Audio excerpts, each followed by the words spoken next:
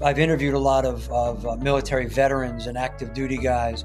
And when you look at fathers in family, protecting the family, the husband protecting the family, what's the one common denominator? And when I ask the military guys, this is what I love about them. The one answer that I got more than anything, the reason why, and it came down to love. And love is the most powerful thing in the universe. And when you were talking about going after those things in ourselves and getting that self-esteem, and when I look at, going after shadow, what defeats shadow is love. Welcome in to Menfolk Journeys, the podcast of great conversations with men. I'm your host, Chris Foster, and we're going to explore how we wear this beautiful and confusing mantle of manhood in the 21st century. Look, I get it. In public life, a lot of men are knuckleheads. But in private life, we can be thoughtful and we can be reflective if we have the right conversation, if we feel comfortable talking about our story. And we all have a great story to tell. And we can all learn from those stories. We can learn about who we've been, who we are, and who we want to be. And that's why we're going to have this conversation, so we can learn from other men just like us. And in this episode, we're going to talk with my new friend, Eric. Eric has a very interesting perspective on all the different sides of masculinity, right? Our strength, our love, our fierceness, our protection and compassion, and how we as men can be warriors, lovers, heroes, and kings, and become better ourselves. This is a marvelous conversation. I hope you enjoy it. Welcome in to Menfolk Journeys.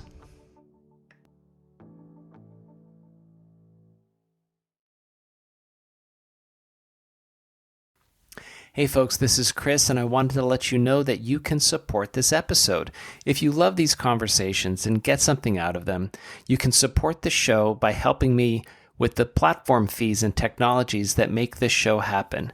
Simply go to buymeacoffee.com/menfolkjourneys. Look, I know it's a long URL, but it works. buymeacoffee.com/menfolkjourneys. Just like it sounds. You can donate $1, $5, $3, $10, whatever. You can even make it monthly. And all proceeds go to support the technologies I use to make this show happen. Thank you so much and enjoy the episode. Well, okay, Eric Rogell, welcome in. Thanks, Chris, man. It's awesome to be here. Oh, it's fantastic having you. Tell us a bit about yourself. Let's see. I've got your little thing here, which I think is awesome. So I live in Florida. My name's Eric Rogell. I just turned 60 a few months ago, which was kind of a milestone. Pretty awesome. Thank you. Feel like I'm 35, Yep. But I am 60. I am an author. I've got a couple of best-selling books. I'm a documentary film producer. Our latest one just won a bunch of awards. I was a competitive storyteller, which was a lot of fun for a little while. And I am an executive coach, and I owned Lionhearted Leadership. And I teach executives how to lead from both their lion side and their heart side to be a much more effective leader.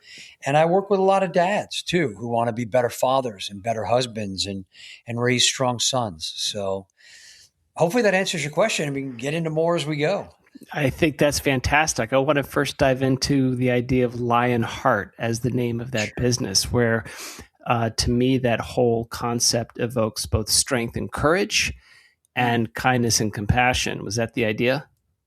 Yeah. In my work, we really we use what I call the four foundational archetypes, right? And in my latest book, which is Lions Raised as Lambs, it was really about men who are raised to be soft and kind of ignore that lion side of them. And I know a lot of young men that are out there, and even some guys that are in their middle age and older, really feel like they've suppressed that side of them. Mm-hmm. And how can you express that in a healthy way? So we have the four foundational archetypes, which are the warrior, the lover, the king and the hero. Mm-hmm. And that warrior and that lover are those two sides of us. And what I usually tell men is, hey, look, it's a part of us. Each of these are parts of us that we have to express to be a fully realized man. So if you're only coming from your warrior side, this is when people see us as like overbearing and a barbarian. And it's where we get that people saying toxic masculinity. And I always tell them no such thing as toxic masculinity. Masculinity is just misunderstood, misused, and mistaught. Mm-hmm. And it's when you can come from that positive side, that lion side, if you will, of us, that beast that's inside us, and learn how to express it properly. It's a very, very beautiful thing. And we also, as men, have that other side of us, the heart side. The lover archetype is our heart side. And those are things like wisdom and compassion and empathy and creativity and playfulness and trust and generosity and all these beautiful things that make life so, juicy and delicious, right? Mm-hmm. And that we need that too. So even as leaders, you have to have both. Whether you're leading your family or a business or a team, that lion-hearted, when I tell men, just remember lion-hearted both, right? Right. That Because lion you need side them both. of 100%. And it's the Yeah. lion side is, the boldness and the we'll say aggression, but in a positive way, or ambition, exploration, courage, decisiveness, all of those things that are when commanded the right way are incredibly powerful. But then to Yeah. support that with the lover and the heart side, man, it's just amazing. You know what I mean? And so that's where kind of Lionhearted came from. I love it. I love that dichotomy. It's that yin yang where you've got the balance of each. Lions in the wild have to protect the pride. That's their main job, is protection, right? And making sure that their strength wards off predators or wards off threat. Right. And so I think the idea that you said, the phrase toxic masculinity has been unearthed and put into the media. Mm-hmm. But what's interesting to me is that masculinity in and of itself isn't toxic. Toxic is toxic, whether you're a Correct. male or a female, Mm-hmm. parent, son, it doesn't matter. Toxic is the word. And I think that what we're struggling with as men, and what I've talked to some other guys about, and especially younger men, is how do you be strong, Mm-hmm. but not threatening? How do Mm-hmm. you be positive and have a sense of self-confidence without being an a-hole? Right. Right. How do you, right. The idea of balancing out the strength that comes with being a man. There we have physical strength. Sure. That's great. Right. And that's something that we can use. That's something we can take pride in. And that's something that I think that men need to understand and equip themselves with. I do think that men should be in shape. I do think that men should understand their strength. I do think they should be physically vigorous. I think all these things are really important. Sure. And yet at the same time, we are confused. Oh, my cat's not confused. We are confused that, how do I then, become more empathetic? How can I be vulnerable without being weak? I was talking to a young man where he had a challenge in the foster home system, and he said, and as he was growing up in that system, he couldn't feel vulnerable because his whole life was vulnerable.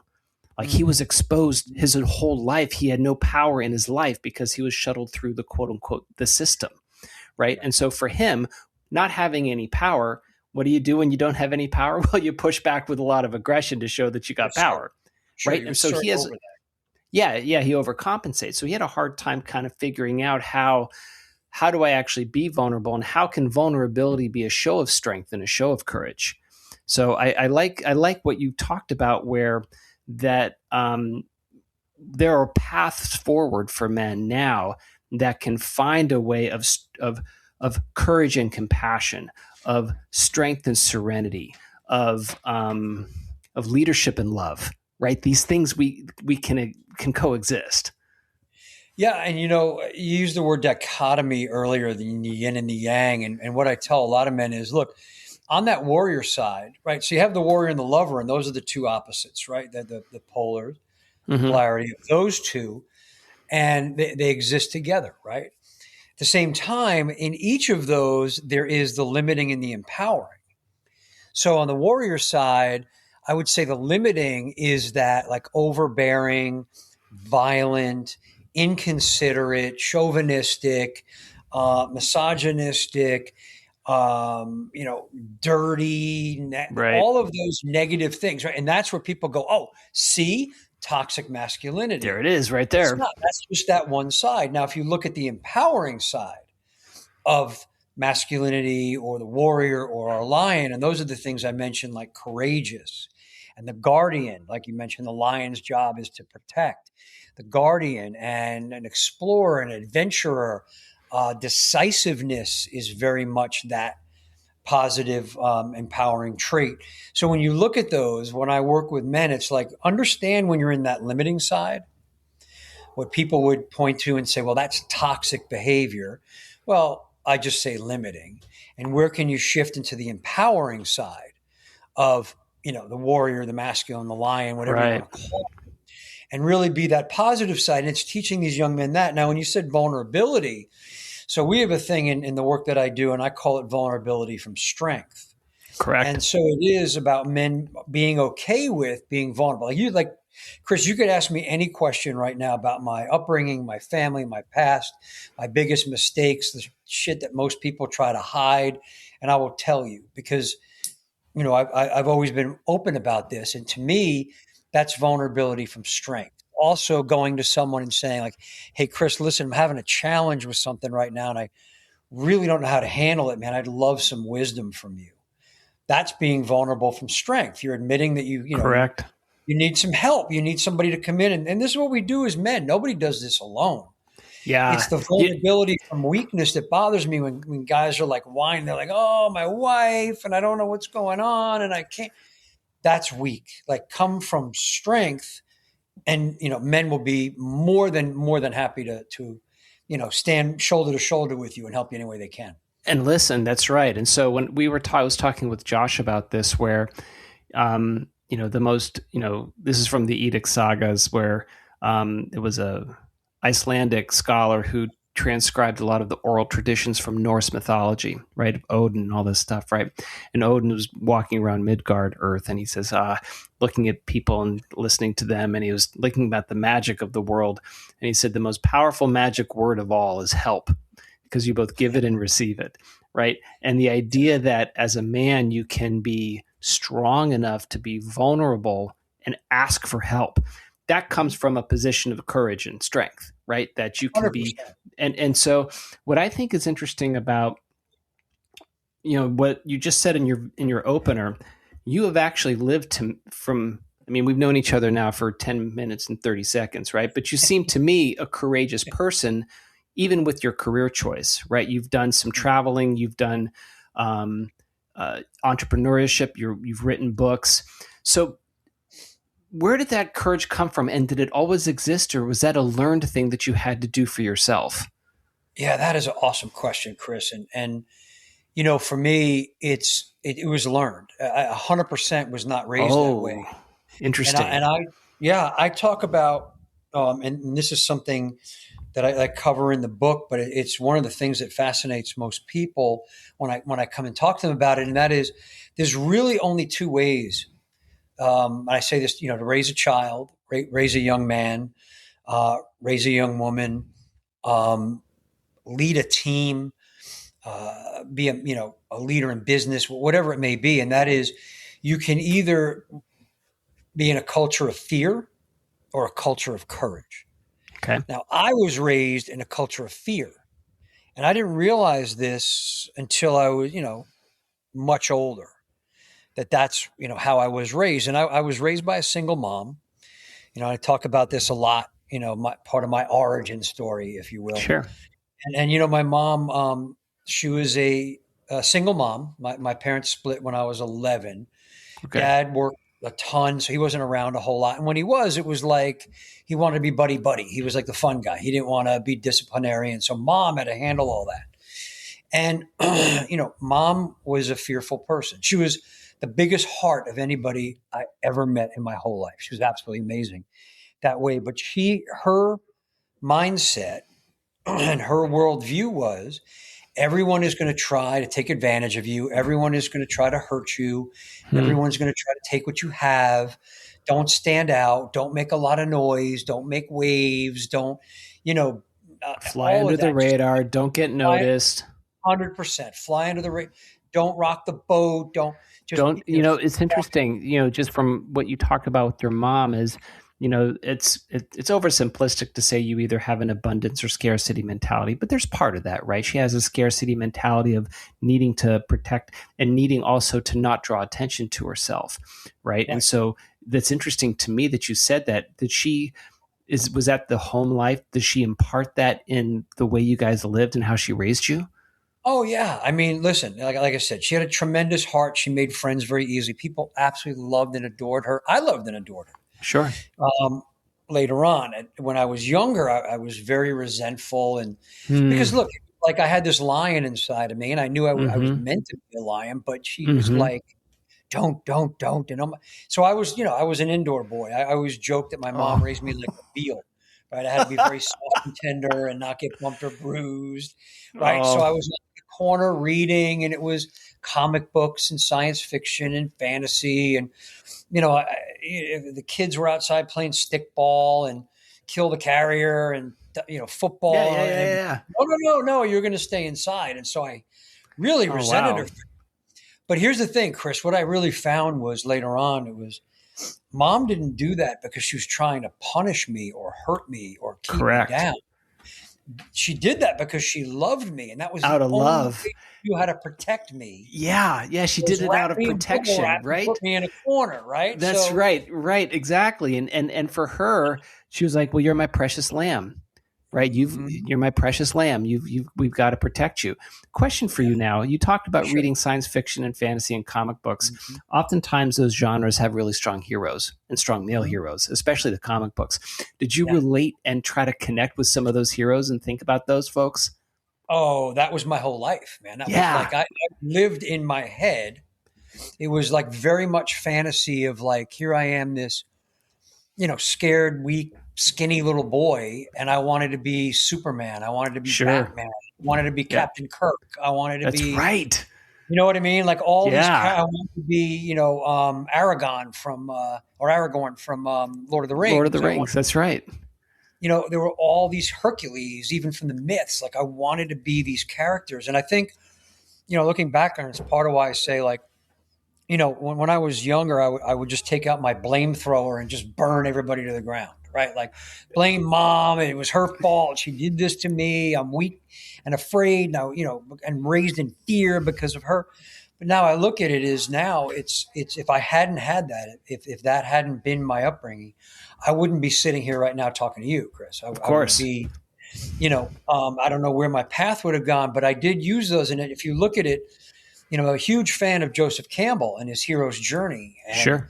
Myths and legends and his book, The Hero with 1,000 Faces, because every story is every story is every story. We all are the hero of our own story. And that's why I think that's right. And that's why these archetypes actually matter, right? Because the archetype from, Gilgamesh to the coyote, right?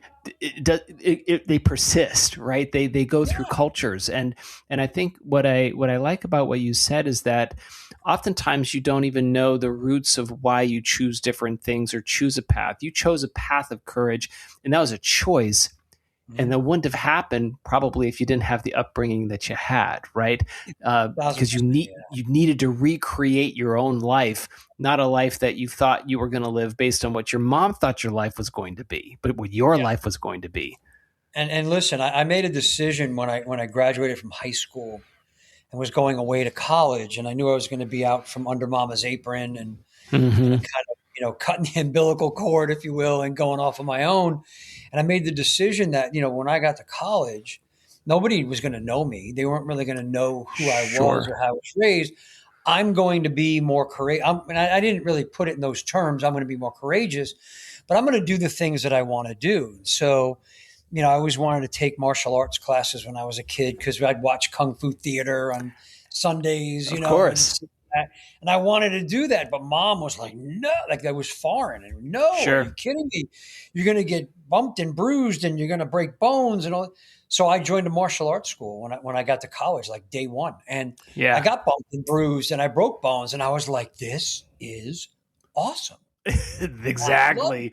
This is how it should feels be. normal, right? This feels Yeah. like I'm a young man and I'm supposed to do this, like test myself Yeah. and push myself. That's where I started to go more into. I wanted more of that. Like I wanted to seek out more of that. Seek that out, right? And so there's I think what I love about our human experience is that there are times when, for lack of a better phrase, Eric, there's a survival instinct that kicks in. Sometimes it's real survival, as in life, death, food, money, etc. But oftentimes, if that's taken care of and you're not scrounging for your next meal, there's psychological survival. There's identity survival. There is self-esteem survival. And you do these things to where your survival instinct kicked in to say, no, there's a different man that's actually inside of me that I'm supposed to be, and the survival instinct that I have is I've got to get to that guy as quickly as I can, right? And I'm gonna be that man as soon as I'm out from the gaze or even worrying my mom, right? Because so I grew up with a single mom too. So my folks split when I was 5. My dad lived in the same town, and I saw him every other weekend. And he wasn't not involved with my life, but he wasn't involved in a daily way in my life, right? He just wasn't. And the primary influence of growing up was my mom. And you can't help but in that environment have that impression, to create impressions, to have the culture of that home somehow manifest in the culture of your own life and how you look at things and look at the world. And there, you have to have either a decisive break or these moments of break so that you can carve out your own identity. I think it's much harder to do that if it's a single parent versus a 2 parents. In 2 parents, it kind of diffuses the environment, and kids can balance and understand who they are a little bit better because they're bouncing off of 2 parents and they each have perspective. But when it's a single parent, it's a really intense relationship, right? Mm-hmm. Right. Yeah, And it's harder to find out who you're going to be. Yeah, and I think for my mom it was tough because she had to be the mother and the father. So Right. she had to provide the love and then also the discipline and that kind of guidance. And she's not a man, so she couldn't guide me as a man. And I understood that later on. And it was really, the more I experienced, the more I wanted to experience. Right. You know what I mean? Like the more I experienced the masculine side of myself, the more I was like, this is the part that feels natural. Right. I need to do more of this. And so, that's kind of when you make that break, but it's, and make that decision. And some men don't make that decision. They just get stuck in that loop of, so one of the couple of things that always were like, my mom always wanted me to be the good boy. Like I had to be good. I had to behave. I couldn't bring shame upon her. You know what I mean? So I had to always, so my whole life was about pleasing other people and being right. not, rocking the boat. And I was like, oh man, this is crazy. And the other thing she used to say to me, so, obviously my dad left. I think, he's the one that filed for divorce and didn't want to be there. So mom was horribly hurt and heartbroken and all that. And I can understand that. But one of the things she would say to me, especially at the beginning, after my father left, was, don't be like your father. Promise me you're never going to be like your father. Don't be like your father. And here I am, this young kid, and I'm like, what? Oh my gosh. That's awesome. I love dad. What do you What do you mean don't be like my father? Like that's the guy I look up to. That's the guy I aspire to be. That's your model of manhood when you're younger. Yeah, and that screwed me up for a long time. Was like, maybe mom knows better. Like, what's wrong with dad? And then I started to resent him a little bit too. And and for what he It, did to her. You know what I mean? Like I have a Sure. side. Yeah, which had nothing which had nothing to do with you. It's so interesting, Eric, that you still remember that conversation even though it happened, 40, 50 years ago, that the Mm-hmm. imprints of those conversations and those moments still linger. And I think that's also why it's very hard for men and folks when they get older to overcome those imprints because your mom says don't be like your father, but you're like, well, actually there are parts of dad that are awesome, right? There are parts of him that are really cool as a man. If you say don't be like him, what does that mean? And it was interesting as I've gotten older, I look back on my parents and I'm a lot more forgiving. I'm a lot kinder with their journeys, right, and what they had to go through. And it's funny because I look at my dad, and for most boys, um, their first model of manhood is their father or a father figure, even if he's in the house or not. There's an image, right? And the with my dad, there were certain aspects of him which I greatly admired and I thought were just incredible. And there's certain aspects of him where I was like, that's exactly what I don't want to do. Right. Mm-hmm. That's who I don't want to be. Right. Which is natural. And that's totally fair and fine. And I think that you have to, especially as young men, to your point about understanding that balance between warrior, between lover, between king, between what's the fourth one? Hero. Hero, right? Yeah. Between those four elements, every young boy, I think, looks at their father and tries to put their father in some part of that, right? Some type of warrior, some type of hero. We need our fathers to be that for us. We need our fathers to be protectors. We need our fathers to be caretakers, right? And we need them to be models of what kind of men we want to be. And I think that if you don't put that into language and you don't put that into perspective, too easily young men can say, well, I don't want to be like my dad, so I'm going to rebel and be completely opposite, without drawing some of the great qualities, Sure. right? I mean, Or I'm going to be just like my dad, and you miss out on some of the things that you could be. It's an interesting way to think about that in terms of how you determine a model of manhood for yourself. well, and listen, it's the same thing with young women. I tell guys all the time, you're the example, you're the role model. They're looking at you whether you think they are or not. And this goes Mm-hmm. along with even if you're a leader in a company, your employees are looking at you whether you know they are or not. But like so many young women have bad examples of fathers and they end up dating all the wrong men, right? So Exactly. then That's these young age men old, have bad baby. examples of fathers and they resent their dads so hard they become their fathers. Right. They they say alcoholism runs in family, abuse runs in families because that's the example you're seeing and that's what you're thinking I have to be. And so that's why we tell fathers it's so important to be on that empowering side of warrior, the Mm-hmm. empowering side of lover, because you can very easily, be the wrong kind of example. And some young people, young men, young women aren't, I'll say aren't wise enough to see the difference in the Right. limiting and the And and empowering. And they and I become it. think that especially for younger folks now, and I'm not blaming everything on social media because that's not the villain of the Well, you day. can, But Chris, if but you what like you to. You but what I can tell you is that one of the big drawbacks and challenges of social media is that it lacks that sense of complexity.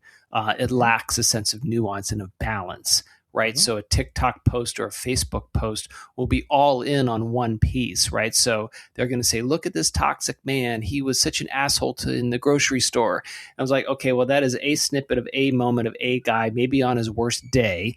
Mhm. But doesn't excuse the behavior, but Yeah. there are more ways to describe people and to be people than is reflected in social media. And so to Sure. your point about we're all part of it, right? We all have, all men have heroes in them and warriors and lovers and and they all have these aspects to them. It's a question of, to your point about channeling the right behaviors, and more so than that, I think, Eric, it's also a,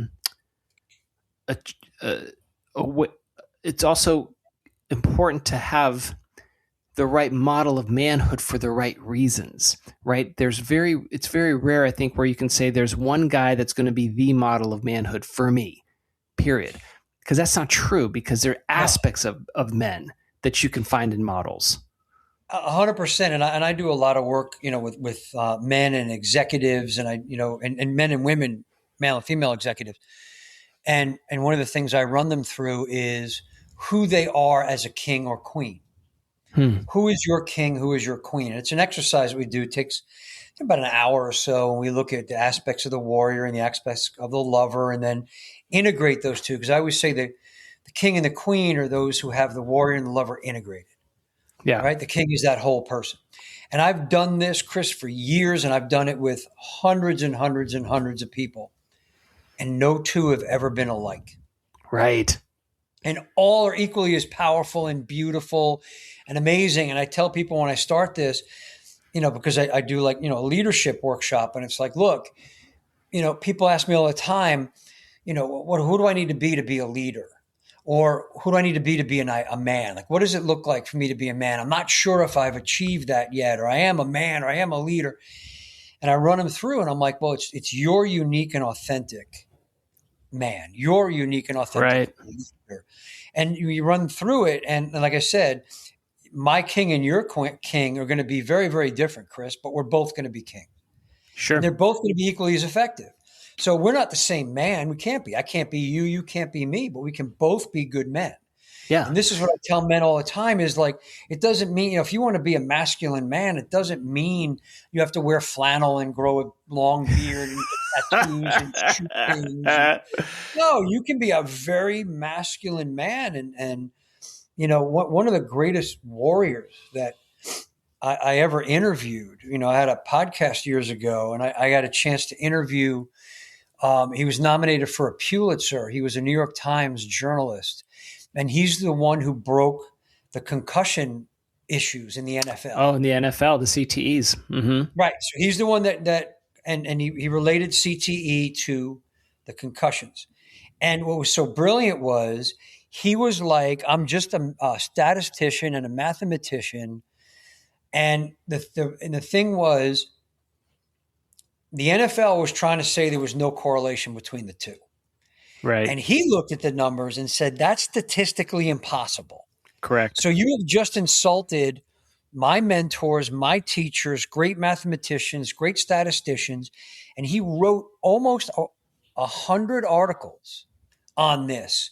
And they fought him and they bashed him in the press. They tried to, undermine his credibility. At some points, like his family was threatened by people. And on and on and on. And this guy fought, and I think it was like 3 years, Chris. This guy fought this on principle. And the reason why was because they insulted something he loved, math and statistics. And what he said was, finally, after 3 years of fighting, he said he was sitting in a hotel room, and the NFL commissioner or whoever it was in charge, I don't know if it was Goodell, but one of them called him and they said, you're right. It's over. Yeah. And he was like, what? And they said, yeah, we agree with you. We're going to do something about it. And he said, I said, were you relieved? Are you elated? And he goes, no, I threw my phone against the wall. I was throwing things in the hotel room. Those a-holes. Right. Because he said for 3 years, they kept trying to break me down and do whatever.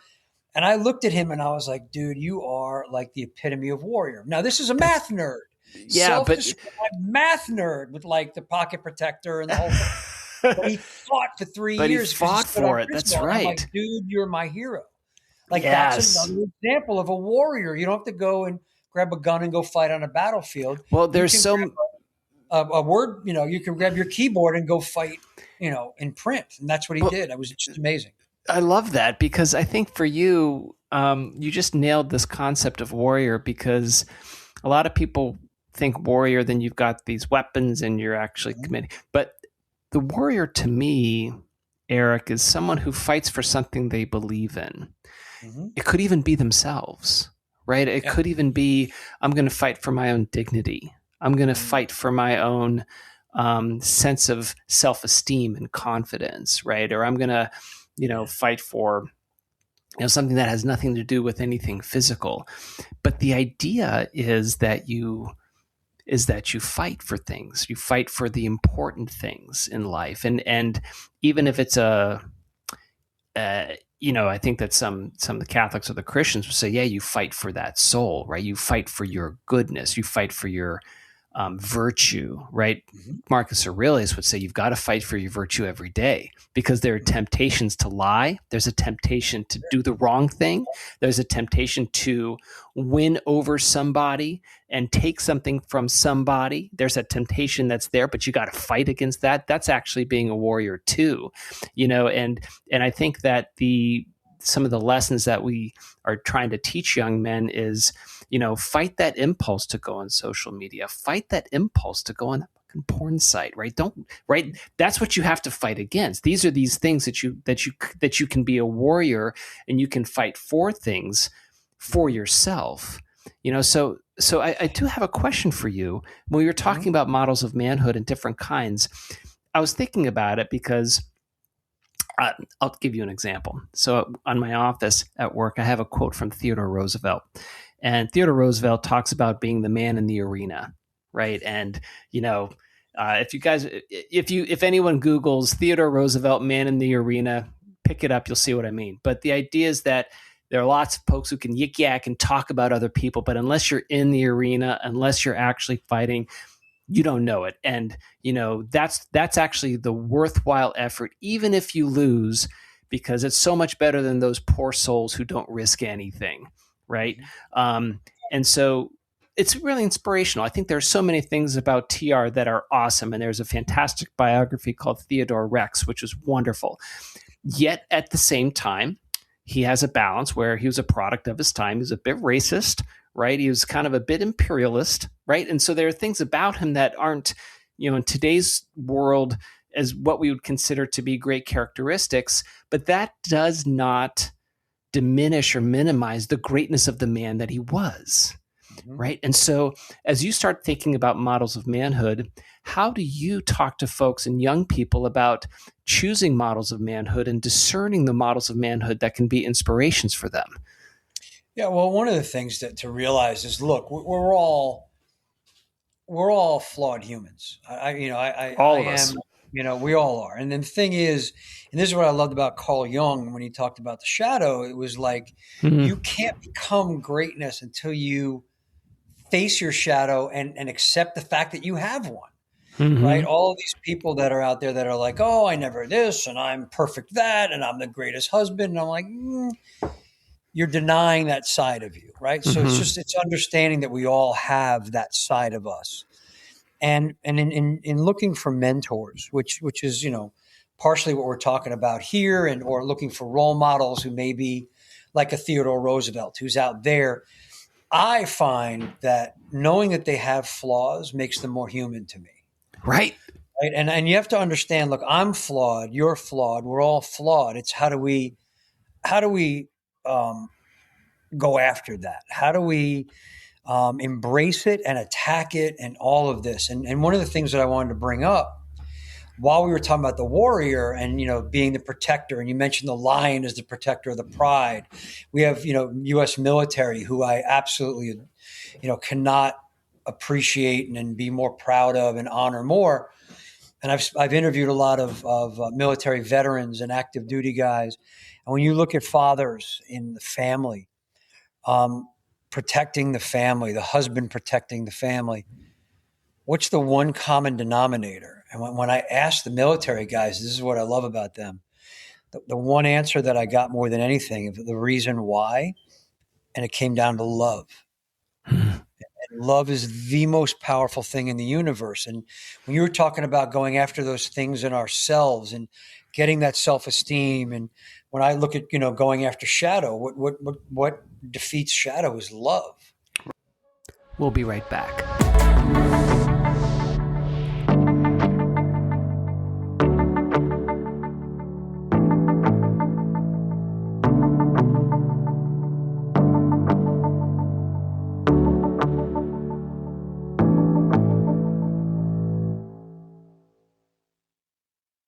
Right. right? Light, the light of God, the light of the universe, the light of source, the light of love. And so for me, that's an important thing in a lot of these guys is, do they have heart? Because there are a lot of flawed men who have beautiful hearts. They Right. may, I know men that are incredible men. They might drink a little too much. I know men that are incredible men and they may have, had a rough upbringing and not the best. They may have some, jail time on their record when they were younger, but now Sure. they've come out of that. And I think the thing, Chris, we need to look at each other is we're all flawed, and we have to accept it in ourselves first, and we can accept it in others, and in not trying to keep people in that box of, oh, you went to jail when you were 20 years old for stealing a car. Well, I don't know the circumstances of that, right? And Well, you and may have not only that, but that's not the entire story. I mean, the one thing correct, that right, that's or even who you are now. It's like that's I want to right. see who you are now. That's right, because the one thing that that I appreciate more now, and one of the reasons I love fiction, and you read a lot of science fiction and comics and the like, and the idea of a full story of a person, where 100%. if you only look at one small snippet, the Mm-hmm. analogy is a chapter, you're never going to actually understand that person without the context of how that chapter was written and what comes after it, right? Sure. And so when one of the things that I'm curious about is, as you start talking about mentorship and you start talking about models of manhood, what do you think are some of these kind of immutable laws of mentorship, right? What are these hard Oh, and yeah. fast Sure. pillars that if you want to think about being a mentor, looking for mentors, what would you think that would be? Yeah, that's a great, great question. And one of the things I wanted to mention about what we were just talking about is about these stories and people that have, some of these issues. We love a redemption story, don't we? Always. We love them in movies, like the bad guy turns back into good and he saves the Mm-hmm. day. We love that, right? So that to me, that's part of the redemption story. And I always look at wisdom is really, really important to me. So wisdom, as a matter of fact, is a feminine lover heart quality, Mm-hmm. right? Wisdom comes from the heart, right? Intellect and everything come from the head. Wisdom comes from the heart. And so to me, one of the pillars of mentorship is this person has to have some wisdom. And along with that wisdom goes some battle scars. I love the guys who have been through it, Yeah. right? I don't want to hear the story of the guy who, was this instant success and he knew all the answers. He never made a mistake. That guy is boring. I don't want to talk to that guy. Right. I want the guy. And I always say this to guys. I'm like, if you have to go into battle and you got two guys you can go into battle with, you can choose one to lead you into battle. Would it be the guy who's all clean cut in the nice crisp uniform and he went to war college and he got great grades and he knew everything and he studied all the battles, but he's never been in one himself? Or do you want the guy who's got bullet holes in him and Scars, right? he's all grizzled and he's been like 9 battles and that's the guy I want. So to Sure. me, the mentor has to have been there. He's got to be ahead of you on the path and he's got to have wisdom. Now, wisdom comes from experience. So there's a great quote, and I want to say his name is Anthony Davis, I think, and I'll go back and check. But he says that knowledge comes from learning, but wisdom comes from living. Yeah. So the wisdom is just you can have knowledge, but the wisdom is the deepening of it through experience. Like if you want to talk about Texas and you read about Texas and you see movies about Texas and you've gone online and studied maps of Texas, you don't really know crap about Texas. Correct. In Texas. That's right. Have you traveled around Texas? Now you have experience. You have wisdom. You know about Texas. So I would say first thing with a mentor, one of the immutable laws in the pillar is that they have got to have wisdom and be willing to share their battle scars with you. Nice. I like that. If they're not willing to tell you, hey, listen, man, I screwed up big time. And be open and honest and authentic and vulnerable about that. That's right. That's what it is, right? And so to me, if someone comes from their head and they're trying to guide you and they're giving you, this is why I always say to everybody, I never give advice. I only give wisdom. Hmm. Guys will say to me, "Hey, Eric, can I take you out for a beer or a cup of coffee or lunch and get some advice from you?" I always say no, but I'm more than happy to share wisdom because advice comes from like, "Hey, you know what? Hey, Chris, you have a podcast. I've read about podcasts. You know what you should do? You should do this, and you should have a different background, and you should." You Right. And so should. immediately you're like, screw you, dude. Like, who are you to tell me that I should do anything? You Right. should. So our defenses go up at that point. But if I said to you, "Hey, Chris, listen, man, I had a podcast and we had some issues, man. And here's what happened. And then here's what we did about it. And then here's the result that we got." Now you can take from that wisdom whatever you want. And you can That's take right. bits and pieces. And you know that I've been there. And if you ask me questions, I'll be like, "Yeah, man, I screwed up. Whatever it is." And oh my God, it was so embarrassing. I said something on the air. But, so I and then you could go, "Oh man, all right. So now I got to watch." I had a guy when I first started out in podcasting, I interviewed him, called me the next day and he was like, "Eric, I don't know what it was. And hopefully the episode hasn't aired yet, but I said something in that episode that could get me fired. Can you edit that out for me?" Absolutely, brother. 100%. Yep. No problem. Don't want you getting fired. So I look at that as wisdom. Like I could have said, "No, man, you signed a release. We got whatever. And whatever you said, that's on you." No, it was, how can I help this guy? Because he was gracious enough to give me a beautiful interview. He did. He gave me a beautiful interview. But that's the other thing too. So it's being willing to share that wisdom. So you have the wisdom, you're willing to share the wisdom openly, honestly, genuinely. And number 3, I would say this is another big pillar, is you are not their friend. If someone asks you to mentor them and guide them, this is not buddy time. We're not going to sports bars and watching the game and hanging out and being friends. Because I may have to become the guardian at some point and draw my sword if I think you're getting off the path or you're acting like a chucklehead or you're doing things that are detrimental to you or those around you. I'm going to have to kick you back on the path. That's right. And that is, I love that. I got to do that, right? So that's part of it. You have to be willing to do the hard stuff. This saying, people say, everybody wants to be a lion until it's time to do lion shit.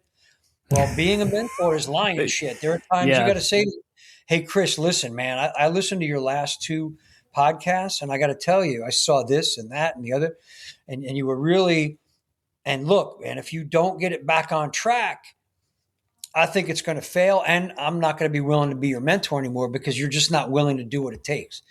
Understand that? Yeah. Right. So understand this though. Where does that come from?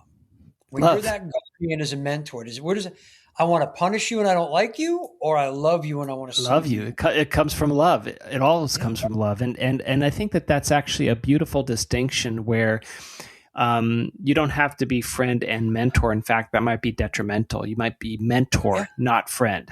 I love that. So the idea of that, if I can recap it, that idea of wisdom, authentically sharing, and making sure you're not a friend, that your role is mentor, not friend. That is wonderful. But you're coming from the heart with that, because that's the key thing. Like a mentor needs to come from the heart and really care about you and your growth and your path and where you're going enough that they can do that. So it's really important to be that for somebody. And listen, you're gonna have to say things they don't want to hear, but it's stuff that they need to hear. Stuff that they need to hear. When you think about it, is Lionhearted, right? And that's where that comes in.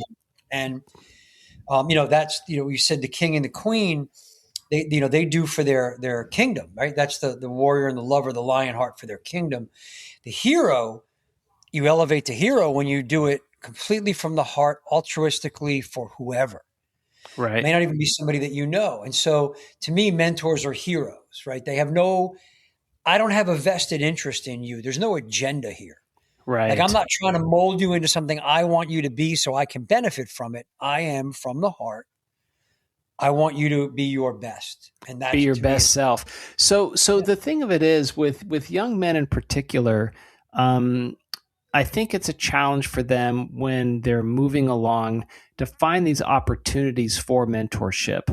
I remember when I first came into the working world, I had some professional mentors which were invaluable.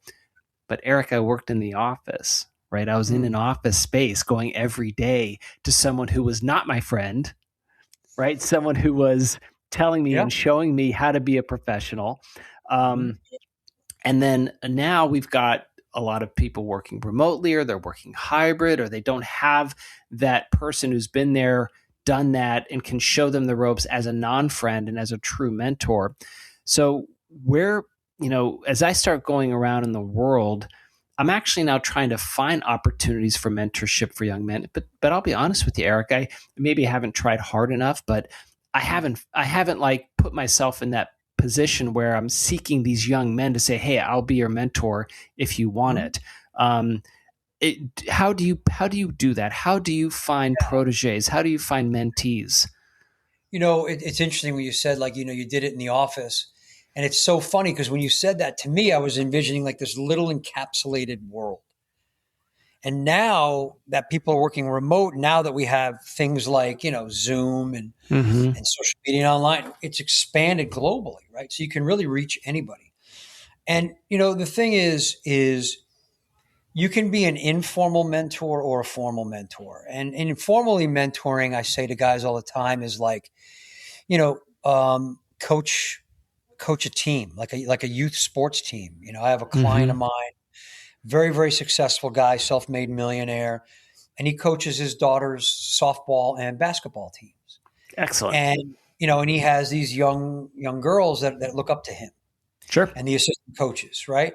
And, he's not formally mentoring them, but informally, he's showing them an example. He's guiding them. He's giving them some of his wisdom. He's giving them, challenging them a little bit, in what they're doing. And I think that's a way to do it. You can also, I find, and this is really interesting, I've had this happen. I'll write posts on LinkedIn or Facebook, and I'll have people say, "Oh man, I've been following your writing for years and it's meant so much to me." And I had no idea they were paying any attention to anything I was doing. But they were kind of seeing me as like an informal mentor. They were reading my stuff, listening to my guest appearances on podcasts like yours, and really getting some value from it. And that kind of guided them. And then there's, who's around you? Do you have a nephew? Like I've had guys tell me that, they have nephews and there's no real strong father figure in that young man's life. And I'm like, well, step in. Step up. Absolutely. Step up and step in. Yeah, go. I mean, go 100%. Be an example for this guy, but don't try to take on the father role. But, tell him you're being a mentor. Be a model, but you can be a model of manhood, right? I mean, that's the thing. And where I look now, I've been thinking a lot about that, where, the model of manhood that I want to be for younger folks. I have 2 daughters, they're young adult daughters. The model of manhood that I want to be for them, right? For their partners as well. And I think that what I also look for now is who's the model of manhood that I look for the next chapter of my life. Because it doesn't change, right? I mean, when you're in your teens, you're looking at people in their 20s and 30s. When you're in your 20s and 30s, you're looking at people in their 40s. I remember my wife and I were in our 20s. We went to a party of one of her colleagues who was turning 60. And we go to their house. This is in San Diego. And it's a small home. I mean, it's a modest sized house. And it's a modest sized California house, 2 bedrooms or 3 bedrooms, 2 bath, 1 single story, right? But they had this backyard, and some of the lots back that were built in the 50s and 60s did that. It was kind of a smaller house with a larger backyard. And in the backyard, they had the party, they had a pool and everything like that. So Southern California. Anyway, we're at this party and I'm looking around and these people are there. Gary and BJ is the name. BJ was the woman and Gary was the man, and they had 2 young adult daughters. And I just looked at him. I was like, "Oh, you're the guy. Gary, you're so wealthy." And he laughed. He goes, "I'm a sales rep for IBM. I'm telling you, Foster, I'm not wealthy." I said, but you have this. Like, this is what I'm looking for. This, you've now without even knowing it, this guy became a model of manhood for me. And I've seen him maybe twice in my life, but it planted a vision of who I wanted to be and the kind of life I wanted to live and how I wanted to have a a moment like this for me, right? And I think that as we start going and as men start getting, growing older, I think it's really important that they find that model to say that's the kind of life and person that I really want to emulate for these aspects. So a couple things on that, which I think, and that's awesome that you saw that, because that was not me when I was younger. I'll tell you that story in a second. We're talking about the role models. And I remember seeing this quote one time, and I actually posted it a few times in social media, but it said, "Be the father you wish you had." Right. And I love that. So that kind of helps some guys in guidance, like, oh, what would I wanted my dad to do in this instance? So there was that. But what you're talking about right now with that guy and that story, and what I love about it is, I talk to men right now about having honor and awe of other men and being okay with it, right? Honoring them for who they are, which means telling them, hey, man, listen, I like what you said. Really appreciate what you've done here, and being in awe of what they've done. Because when you do that, the only time that you can integrate what they have into you is when you recognize it and appreciate it. And so the story is, I was a men's lifestyle journalist for years, about 15 years. I traveled around the world and I did, these great press trips and crazy shit and all that. But part of it was also interviewing celebrities and, successful people, entrepreneurs, that kind of thing, and doing articles on them. And I went into every interview like, this guy's an asshole. You know what I mean? Like, this guy's made a lot of money. That is hilarious. And he must have done some shady stuff. And that was kind of my mindset going in. That is so funny, Eric. Oh, yeah, 100%. And I already had like the article written in my mind before I interviewed him. And I was like, and I think you see that even now, today, you see a lot of people like journalists and the media where it's kind of like, you're like, oh, dude, you're not in awe of this person. Right. They're coming at it with such skepticism and they want to just poke daggers into them. Yeah. So that was me. So I just 100% that was me. Huh. And if I was, at a party and I met a guy and I'd look down and see his watch and it would be like, and I knew watches because I used to write about him and I saw like, a high end watch on a guy. I'm like, oh, this guy's a dick. I don't and what I found was some of these guys that I interviewed that were celebrities, and now I've interviewed tons of them. Like I had my podcast, a whole bunch of celebrities at one point. And the thing was, when I looked at them with honor and awe of who they were and what they've accomplished, it's a whole different conversation. It changes your whole perspective of how you want to speak with them and how you want to relate with them. And what you receive from them. Because if they feel that energy of like, this guy really doesn't like me, they're going to lock down. But when you're like, dude, look, your career, it's been phenomenal. What I really love was this. And I got to honor you for like, some of the celebrities, like they were living in Skid Row, just trying to live their dream and make it happen. And, I met entrepreneurs who declared bankruptcy multiple times before they hit it big. And so, you got to be like, wow, man, like what kept you going? Like, I would get all this from them. And I think the more, and especially as men, we don't really do that with each other. We don't really honor each other and say that, hey, man, I'm in awe of what you're doing. And I love what you're doing. And you get so much from that. Just having that attitude.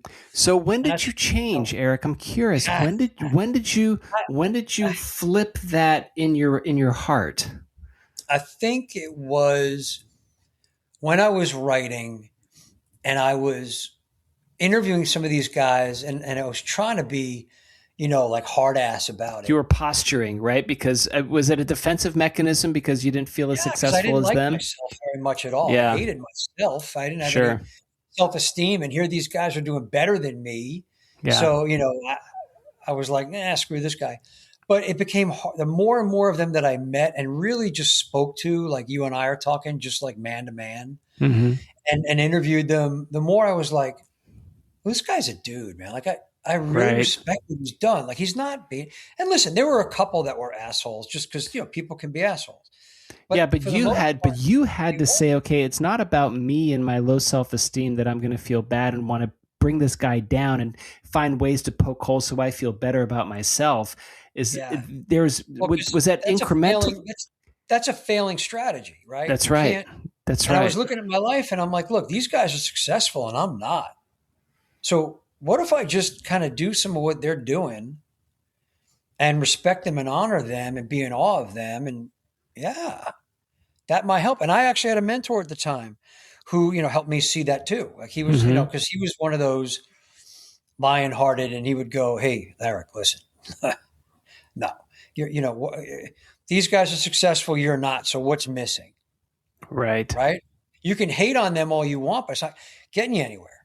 That's It's like right. I can't remember I know the quote, but I can't remember who said it. I don't know. I thought it was Socrates or Aristotle, one of those guys. But they said, holding a grudge, which is the same as like being resentful of somebody or hating them without really knowing who they are. But he said, holding a grudge is like taking poison and expecting the other person to die. I love that. And I looked at it like when I'm interviewing these guys, I can hate those guys and think they're assholes and whatever, but they're living in the fucking hills in Right. California. They're They making clearly movies and they millions of did dollars. something right. Yeah, and I'm sitting here going, "Oh, well, shit, dude. The problem is me." And I'm writing about them. Now, was there a transformative moment, or did it come by degrees in kind of small increments where you Came by realized, degrees, small yeah, increments, and it was like yeah, talking to them more and more, and then like actually getting excited about having to talk to some of these guys and interview them. Like, listen, there were some guys that I just wanted to interview. I was like, wow, yeah. this is awesome. Two of them come to mind. I did a phenomenal interview with Paul Senior from Orange County Choppers. I don't know if you remember American Chopper. It was a big I remember reality the show. TV show, right? Yeah. So I interviewed Paul Senior, and he was so generous, so open and honest and real and raw about his life and how he became who he was and making the money that he made. He made millions and millions of dollars, very, very successful, but he didn't start out that way. He Sure. was an alcoholic and a drug addict, and he, couldn't hold a job and, all of these things, and then turned it around. And I'm like, wow, that's spectacular. And then the other was a guy named Stephen Lang, who's an actor, and he's in Avatar. He plays Colonel Quaritch in Avatar, the bad guy. I like that dude. I might have read the article that you freaking wrote about him, but he was actually really interesting. And one of the things that I loved, he said, "Look, I'm on the set. I'm kind of in age. I'm kind of senior to all these people." He said, "But I work out and stuff." He says, "But the most important thing I do is I take a nap, and I don't apologize for it. I take a nap every day to recharge, Yeah, and I don't apologize one dime for that." Right. yeah. He was actually No, very interesting. What an he's a interesting man for you to really meet. interesting guy. Well, I met him because my brother is actually his personal assistant. Oh, They had interesting. my brother was working in theater, and Stephen was doing a one man show, and he was looking for a stage manager and someone to travel around the world with him while he did this one man show. And like 3 or 4 people mentioned my brother's name to him because my brother was stage manager at a theater at the Hmm. time. And so we call him Slang. His nickname is Slang. So Slang said, everyone's saying this Ron guy. Who's this Ron Rogell guy? Like, I got to meet this guy. And they hit it off immediately. And Ron's been working for him for years. And so when I had the podcast, I was like, oh, hey, do you think Slang would let me interview him? And my brother asked him, and Slang, to his credit, I will never forget this because the guy's awesome. He's just an awesome guy. Slang goes, well, I have no idea what it is or what it's about, but yeah, absolutely. That's cool. You know what I mean? So how do you not That's cool. interview a guy like that and want it to be an amazing interview? And Sure. he talked about his father, and his father is a well-known guy. His father, Gene Lang, had written a book about philanthropy, and it was the book that inspired Warren Buffett to start this thing about giving away your fortune. Huh. And so Gene Lang had a fortune, but he was not giving it to his kids. He told the kids, like, your mom's going to be taken care of. Like, she's already got a fund. That's happening. Hmm. Everything else, I'm giving away. So it Interesting. was, Slang had a brother and a sister, and he's like, the three of you got to figure out what you're going to do. And all three of them are very highly successful. His brother took over the family business, the father's business. His sister is an attorney, and I believe is a DA in New York, and had run for some big office in New York. And then obviously, Stephen is a wildly successful, movie star, and actor. That is so interesting, right? What It's a an interesting great choice thing. from his dad for Gene to say, "Look, I'll just be straight up with all y'all. we've got a lot of money, but you're not getting it, which means you're going to Yeah, have to figure out how you're doing this. The safety net is the life that you have, but not a fortune that I'm going to give you, 100%. and That I think drove that, yes, I think that is so smart of the dad to do that early on, right? Not to do it later, but early on to say, this is the plan for all of this wealth that I've got. Yeah. And I think that to me, that was very smart parenting. And that's actually very, like you said, it's very lion-hearted parenting, because I'm going to be very strong with all of you, because you know what else? What Gene told them, I am so confident in your ability to make your own life that you don't need my money, because I know you're going to do it. And what does that do for the kids? Yeah, I can do this. Yeah. And they all did it, all three of them.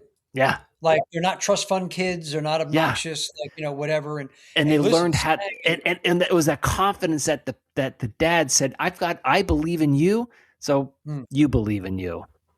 yeah. And, slang is like that. He's a lion-hearted guy. I mean, he's no bullshit. Like, he is a great guy. He's a lot of fun. Ron loves working for him. Early on, when Ron started working with him, Slang kind of put his boot in his ass. And Ron came to me and he was like, man, and this guy, can you believe he told me this? And I go, yeah, I can. Dude, you screwed up. Like, he was not wrong in saying what he said. Yeah. And my brother was like, really? And I go, yeah, dude, look at it. Like, you made a mistake, and your mistake could have cost him. Right. So he was basically telling you, hey, don't screw around like that. This is my livelihood. Yes. You can't be going off saying shit. And so Ron was like, wow, got it. And then, never did that again. Sure. He didn't like hearing it, but he had to hear it. Sure. And so I think it's because Slang was raised by Gene that way. Like, Gene was no bullshit. Mm-hmm. That's right. You know what I mean? Like, he said we'd come home and, like, Dad would come home from work and we'd wrestle around with him and we'd, put the boxing gloves on and go at it and have a good time and fun. But he said, if Dad had to be disciplinarian, man, he was, yeah, that sword came out. Well, and also too, he's father, not friend, right? And that's what I mean, right? Father, not friend. That's right. Yeah, and mentor, not friend, right? And mentor, not friend. My job is to get you on this path. That's right. And help you be a success, guide you any way I can. It's not about, buddy. So yeah, those are all the things that I learned along the way. And like right now, we just had I don't know, however many minute conversation on these other men, like Paul Senior and Slang. And the thing is when you're in awe and you can honor them for that, see what happens, like telling their story, because I love that part of their story, helped me and I hopefully, brought value to you and the listeners. It helps me. That's the thing. It's honor and awe that is so important. And also too, Eric, that actually extends the wisdom, right? It's not just that moment of learning between Slang and that other person, but by telling the story, sharing that story, you share and extend the wisdom. And that's one thing we could do as men too. I think we could do a better job of sharing stories that are good stories and good models that other people can learn from. It's actually why I have the show. I mean, this is the reason. and listen, it's about being, like I said, vulnerable from strength. Like I could say, telling the stories is, but you know what?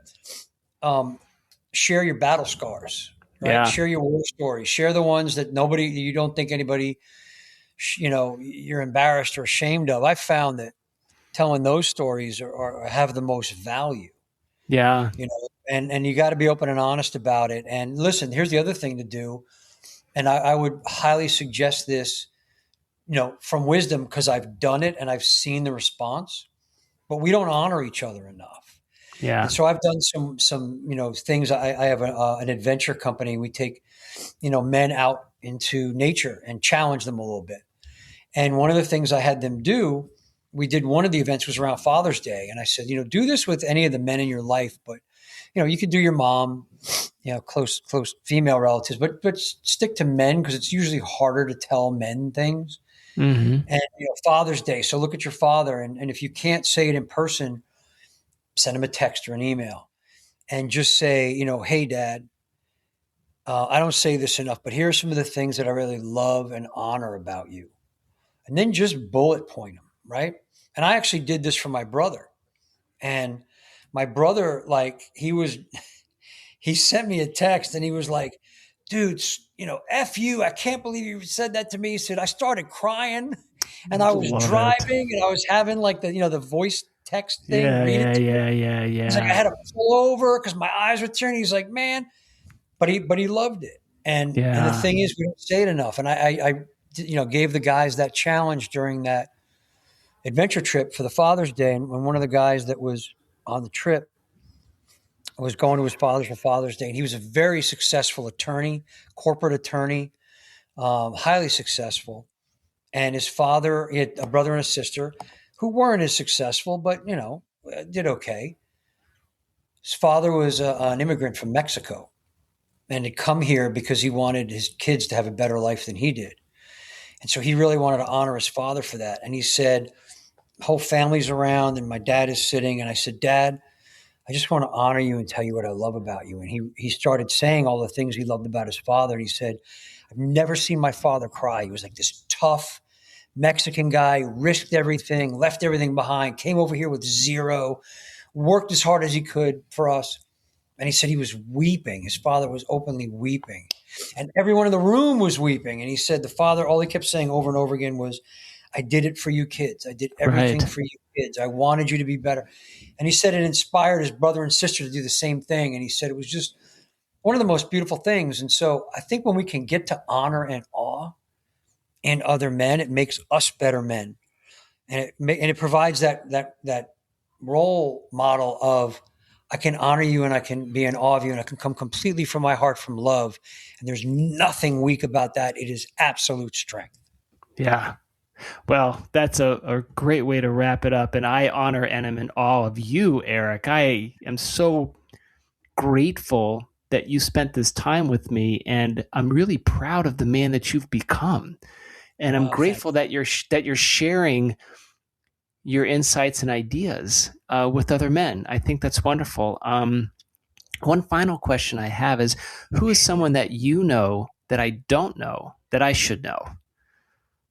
Oh, wow. I got a couple of guys for you. I got one guy who I love and adore. He's a good friend of mine. His name is L. Scott Ferguson. He goes by Fergie. And he was an 11-year Navy veteran. He's got a show now called Time to Shine. And he would be phenomenal. And I would love to, I'm going to make a note right now. Oh, I'd love to speak to Fergie.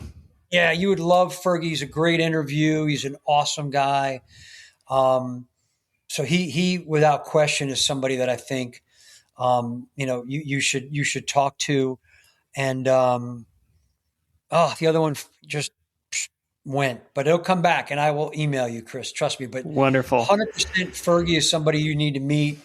I think you'd love him and you guys would click and have a great time talking here like you and I did. And listen, I will say to you, I really appreciate the honor that you said, but I will tell men all the time is you only see it in me because it's also in you.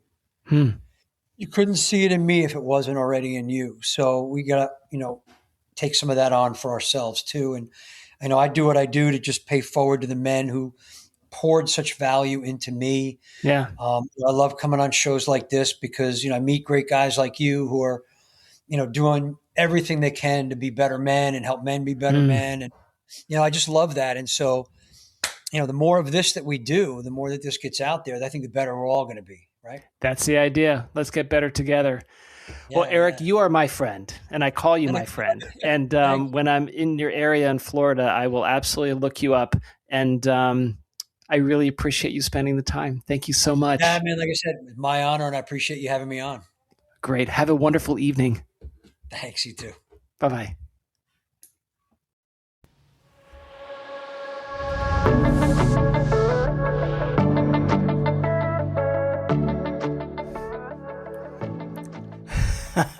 Well, let's go, Eric Rogell.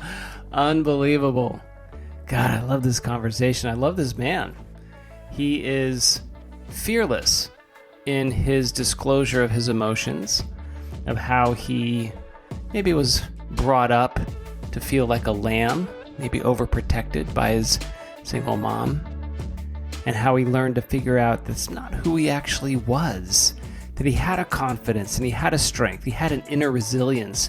He had a way about him where it was okay to be as big as you can be. and make a life out of that. All right, so what did I learn from Eric? I learned this phrase of Lionhearted. I love that phrase, Lionhearted. To be strong, to have pride, to understand that your job is to protect your pride, but also to be tender and kind and compassionate and open with your love and fierce with your love, and not be bashful about expressing it, right? To understand that I can be a warrior, a lover, a king, and a hero, and I can be all of those things as a man, and I can talk to other folks about that too, and help other men be the best versions of themselves, and be proud to be a man, right? Don't be an a-hole, but be proud to be a fully versed, rich, complex man. His book is called Lions Raised as Lambs, Your Guide to Being a Better Man. And man, he can help you become a better man. You'll find it on Amazon. I hope you enjoy this conversation. Tell some other folks about this podcast, and maybe you can join us too. Visit menfolkjourneys.com. Would love to chat with you. And tell a friend. I appreciate it. And thank you for listening. Word bid Falared.